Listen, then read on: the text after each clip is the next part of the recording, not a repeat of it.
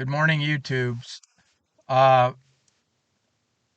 if you've had a gallbladder attack and the doctors are recommending that you have gallbladder surgery, this may be the video for you. Uh, I wish that I could have found something like this when I had my gallbladder attacks in early December. So I had two of them. I had first one in early December, went to the hospital. Incredibly painful, as you know if you've had one. They shot me up with morphine and then sent me home saying, go consult your surgeon. And then I had another one the next day, went back, again, incredibly painful. And they were debating whether I needed surgery or not. But in the end, they sent me home and with the same advice, go see a surgeon. So, but they did find out I had a gallstone, a rather large one, 2.25 centimeters. And so I did set up an appointment to go see a surgeon. And where I got referred to was a young doctor, looked like he was just out of medical school. But I don't know how many gallbladder surgeries he had done. But I talked to him about it, and he said, and I'd already started reading a little bit about it and researching it. He said, "Oh no, we recommend you get a gallbladder surgery." And I said, "Okay, well, I got to think about this. I don't know about you, but when they tell you you have to have an organ cut out, that's a pretty serious thing." And I understand a lot of people. I know people that have had gallbladder attacks, and they went in, had the stone removed with that ERCP surgery. When you when you get a gallstone, it can be stuck in the duct, which can be life threatening, or it can be stuck in the gallbladder. So I know people that went in and had the ERCP, and then afterwards they told them, well, this is gonna happen to you again, and um you're gonna have to have your gallbladder removed, and they go along with it. I know a fellow had that done, and you know they they take the word of the doctors that has to be done, and they go ahead and do it. And once your gallbladder is removed, it's removed. You don't get a second chance to save your gallbladder. And in this particular fellow's case, I think because it wasn't infected, he probably didn't need the surgery. And I think there's a whole lot of unnecessary gallbladder surgeries, and we'll go into that. So I saw the one doctor. Then after that I saw a naturopath. I not an excuse me not a naturopath, physician's assistant. These days it's sometimes hard to get in to see a doctor immediately. And I questioned her about the ursodiol treatment, which is a dissolution of the stone.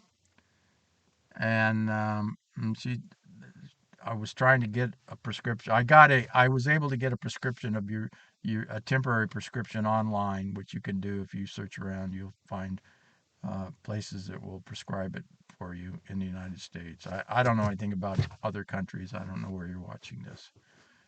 So the the woman went and the physician's assistant. I was trying to get another prescription other than the temporary one I had, and I couldn't get it. She went and talked to the people in the surgery department where she worked, and she said, no, they recommend that you have your gallbladder out. So that's two doctors recommending that I get my gallbladder out, and they were not offering me any alternative. So I set up another appointment to go see a doctor in another uh, surgery department, Christian Hospital. The name is Provident Catholic Hospital, I believe. And I set up an appointment to see my regular doctor. And sometimes you got to wait, you know, almost a couple of months to go in and see him. So I went in and saw the surgeon at the Provident Hospital, and I have to admit he was a very well-meaning young man. He had done a ton of, that's were his words exactly, a ton of gallbladder surgeries, and he questioned me about what happened and all that, and I told him. He and he said, "Well, yeah, you'd probably be all right if you had the gallbladder surgery." I'm 73 years old. The younger you are, the less risky the surgery is. The older you get, the more risky it is. And people do die of gallbladder surgery. And I questioned him about all that. One thing he told me very important, I think. He said this is caused by our diets. The gallstones are caused by diet.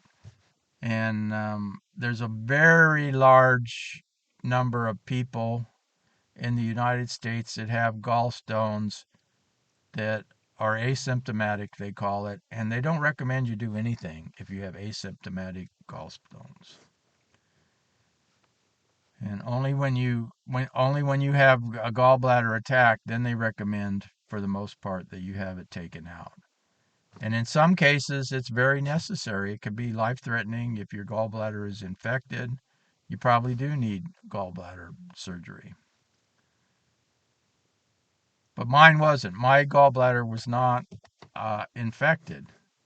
I had a healthy, functioning gallbladder, just had a big stone in it that attacked me twice, probably three times actually. The year before I had the what I considered the first attack, I had another attack that I I thought it was food poisoning. I told the hospital that, and they just went along with that and didn't do any tests. But it was probably a gallbladder attack. So there you go. And I talked to the doctor about the ursodiol treatment at Providence Hospital. The doctor told me, he said, "Oh, I don't think that works." And I had read a couple of things online that indicated that it did work. And I told him about that. So some people had tried the ursodiol treatment, had ultrasounds, went back whenever 6 months later, and that the gallstone had shrunk. And he just said, "Well, they measure the he said the ultrasounds are not very precise." So I guess, and I assume it's true. I'm not an ultrasound technician either. That you can go in and one day, one ultrasound, your gallstone will be a certain size, and go back in the next time, and it'll be a different size. And so he just attributed to that, and said that yeah, it doesn't work. And but I did ask him one thing. I did get out of that visit with the doctor. I said, "Well, is there any harm in trying this ursodiol treatment?" He said, "No, there's no harm in it." And he also told me, he said, "You may never have a gallbladder attack again." I said, "Okay." So like I said, I had a temporary prescription. I was taking the ursodiol, and they gave me the advice they gave me at the hospital was, "Oh, you eat infrequent meals and low fat." Turns out that may not even be good advice, but I'll I'll talk about that later maybe. So I had a scheduled appointment to see my regular doctor. I went in and saw him. Turns out he was a pretty good doctor, very open-minded, and I talked to him about what the other doctors had told me. He said, "Well, what are they saying?" And I told him what they were saying, that two surgery departments had recommended gallbladder surgery, and the third one had said ursodiol doesn't work, and that but there was no harm in trying it. And I think I was lucky. I got a good doctor. He said, "Well, the Usodiol does work. He said, I don't know why they're saying that. So, from what I can gather, your Sodiol treatment does work. You can look up studies online. I don't think I'm going to post any links to that. It works, but they just say, oh, but yeah, it works, but the stone will just come back. So what's the point? Well, the point is, if you change your diet, um, the stone may not come back. So I will put a link down here, and the doctor I went and saw was willing to prescribe me Ursodiol, and so I got the Ursodiol, and Ursodiol. Here's the prescription. Yeah. See, I don't know if I want my name on there, but there's a prescription for. Let's see. Oh, I'm not really. Let's see. Okay, yeah. Oops. Let me see if I can get this here. All right. Your Sodiol. I don't know if that shows up there, and it's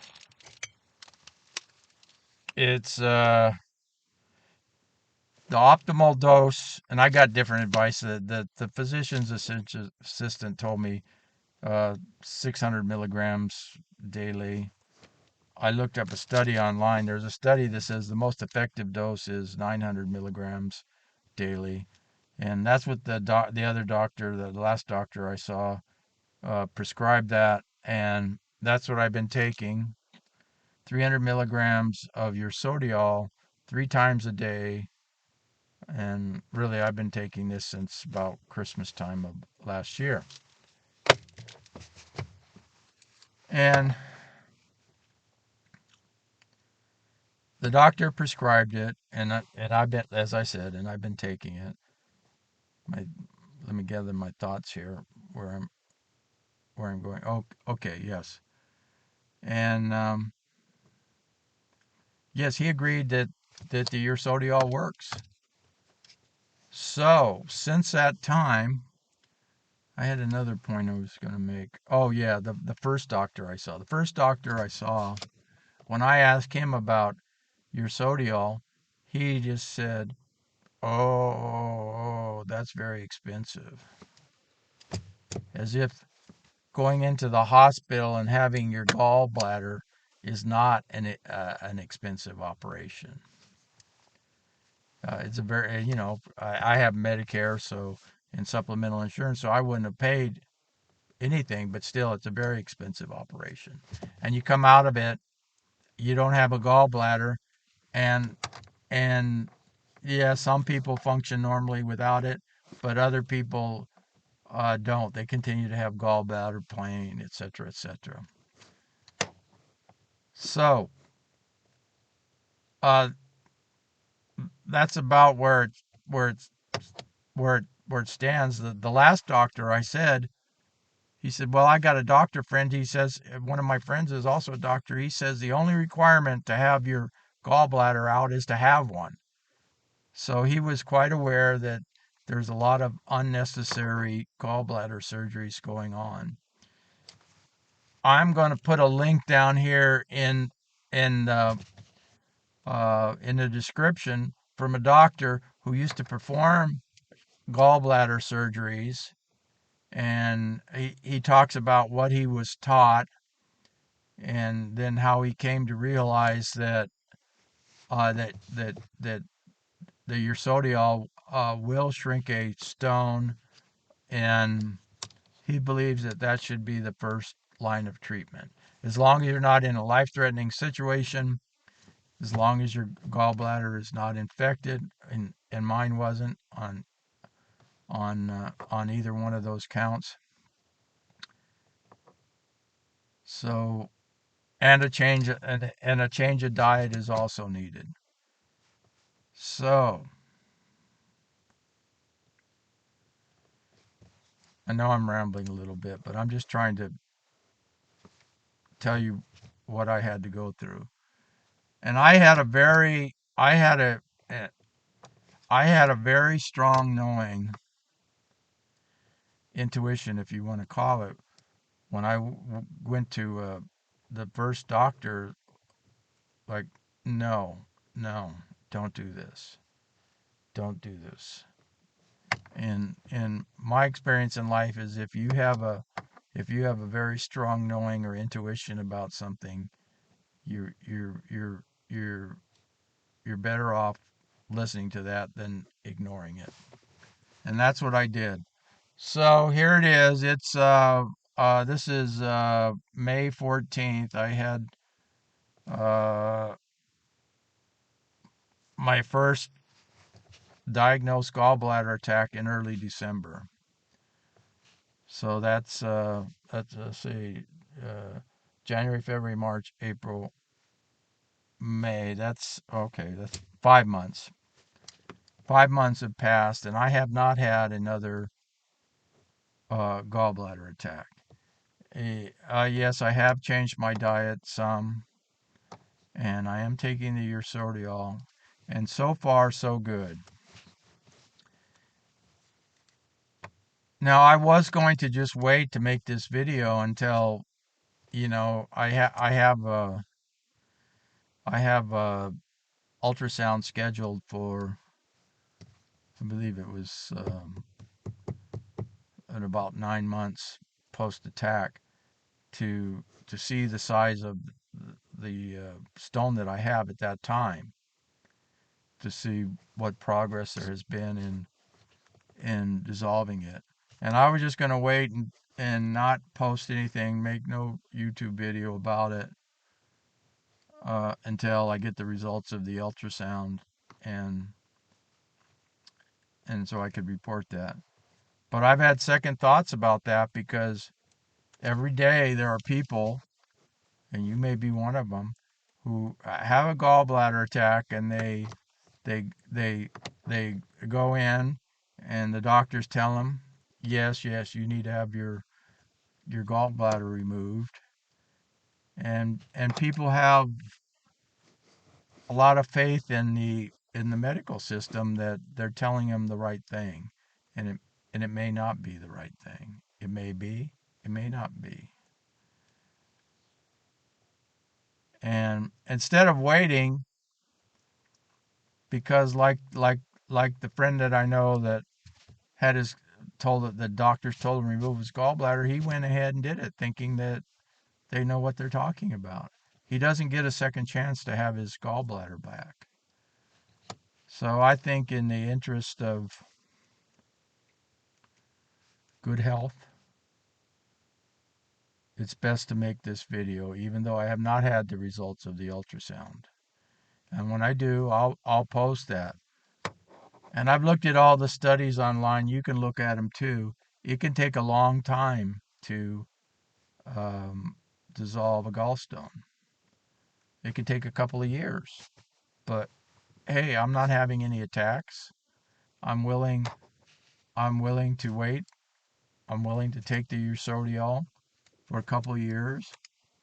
I'm willing to change my diet, and so far, so good. Um, so that's what I wanted to share with you. There's a couple other things. Boy, I hope I'm not forgetting anything. So, yes, the I do want to say there was one other thing I discovered too, that and I haven't, I be honest with you, I haven't been doing this daily, but henceforth from the time of making this video, I'm going to. There's also a study out there. There's ursodeol. Ursodeol, uh, they call it a drug. You need a prescription to get it, but it's actually it actually it occurs naturally. I know your body. I guess your body makes it. I don't know. I don't know exactly how. I don't know the details about that, but it's a bile salt. Not they call it a drug. I don't know if it's really, if you can really call it a drug, but um yeah, it's a natural way to dissolve the gallstone. So, okay, one other thing, and this is what I also, you can research this too, but I recommend the usodiol treatment and changing the diet. That'll go along. And I'm not having the attacks. I'm not having them. Um, there's also a product. When I was doing the research and I was searching how effective the ursodiol is, and it is effective in over half the cases, and it depends on a lot of things: the size of the stone, the type of stone that it is. There's two different kinds of stones. Only one kind does it dissolve, which is the most um, common kind. But there's also I ran across uh, a medical study, and if I find a link to that, I'll put that down there. There's something else that you can take that enhances the usoriol to make it more effective in dissolving the stone. And unfortunately, I have some, and I haven't been taking it religiously, but I'm going to start doing that too. So it's called, I hope I'm pronouncing this right, Rocahol, and you don't need a prescription, and it's not very expensive. You can order it on Amazon, and it's kind of like if you take one, it's kind of has like a menthol. It's like a menthol pill, something similar to that. Don't need a prescription for it, but there is scientific studies that show that it enhances the ursodiol. So the ursodiol with the combination of Rocahol and changing your diet should be able to not only eliminate the attacks but dissolve the stone. And who wouldn't want that? Who wouldn't? Why take your gallbladder out if you don't have to? And I certainly don't want to.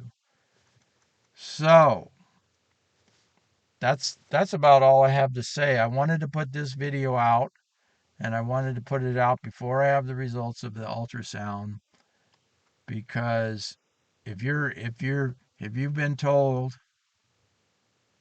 that you have to have your gallbladder out and it's not infected and it's not caught in your bile duct, then I would question. I'm questioning that advice. I I don't think it's a good idea to put our blind faith in these doctors. What they say, it has to make sense. And there's doctors that agree with me. And the most prominent one, he was a doctor who took out gallbladders, and he had come to realize that um,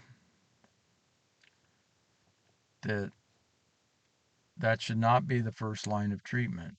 And as well-meaning as the doctor that I saw at Provident was, he's taken out a ton of gallbladders, and he believes that your sodiol doesn't work. But if he didn't believe that, he would be confronted with the reality of that. Hey, maybe I've been taking out gallbladders from people that really didn't um, uh, need to have them out.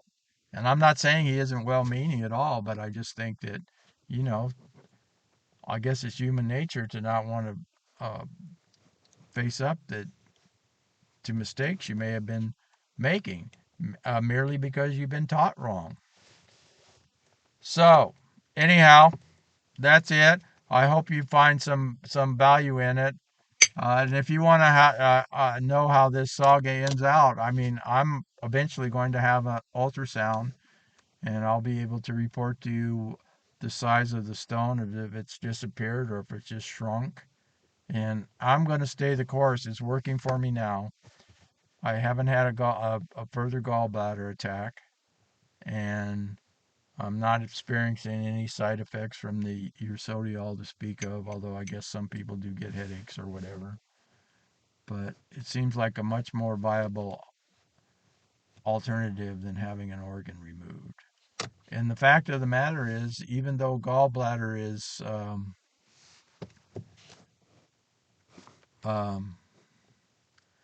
has a relatively low mortality rate, gallbladder surgery, some people do die of gallbladder surgery. I asked the first surgeon that I saw, that was one of the questions I asked him. I said, "Is this a low risk surgery?" And he was at least honest about that. He said, low risk. And I said, "No, I wouldn't call it low risk." So there you go. And I mean, is it really possible that the medical profession, the doctors, are so mixed up that they're taking out thousands and thousands of of gallbladders each year that are completely unnecessary? Also, one final thing, and then I'll leave. And I'm not selling anything to anybody. I guess I'm just giving you the benefit of my experience and raising the red flag of warning. Danger, danger, danger, Will Robinson. So, uh, there is a book you can get online. It's called How to Save Your Gallbladder Naturally. I bought it. I'm not trying to sell you the book. I don't make any commission off the book or anything. And actually, you don't even need the book. I'm going to read to you. They have a cheat sheet in the book about the good foods and the bad foods. So here's the good foods that you should eat. You want to change your diet? This is really all you need to know, I think. Good foods. Eat more of these good foods. Beet leaves, beets. Beets are really recommended. A beet powder. Chicory, endive, dandelion leaves, clove artichoke, radishes, red and daikon, lemons and limes, turmeric, fresh rhizome or dried and ground. All vegetables except potatoes. All fruit, but limit to 2 servings a day. Fish and other seafood. Poultry, red meat, preferably grass-fed. Good fats, avocados, olives, macadamia, avocado or coconut oil, fresh herbs, cabbage, and kale. Okay, those are the good foods. Um, the bad foods, eat less or avoid altogether. Dairy products, egg, milk, cheese, yogurt. Well, I should take that advice, I guess. I've been eating a little cheese. So, gluten. Uh,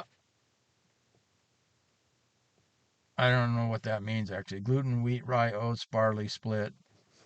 These are the stuff you're supposed to avoid. Sugar, eggs. I have cut out eggs. Onions. Well, mostly I cut that out. Pork. Well, I've had a little pork, but so you see, I could do better in the diet department. Polyunsaturated vegetable oil derived from most seeds and nuts. Margarine and non-dairy spread. Gluten-free foods, bread, pasta, etc. should be avoided or kept to a minimum. So there you go.